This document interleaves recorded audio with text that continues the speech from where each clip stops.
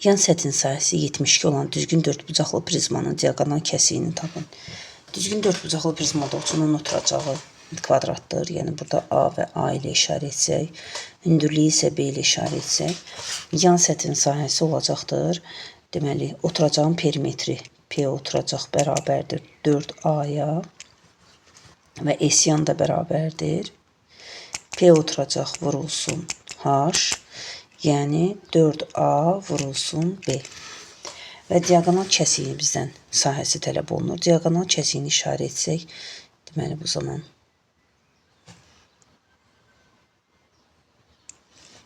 bizdən tələb olunan sahə bu sahədir.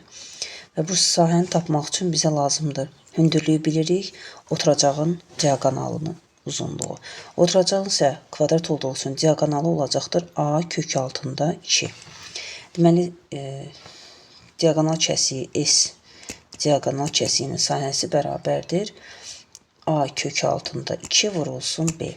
AB hasilini biz yan sətin sahəsindən tapa bilərik. Yəni 4AB bərabərdir 72 olduğu üçün AB bərabərdir 18-ə. Və buradan da alarıq ki, AB 18-dir. Deməli 18 kök altında 2. Cavabımız olacaq 18 kök altında 2.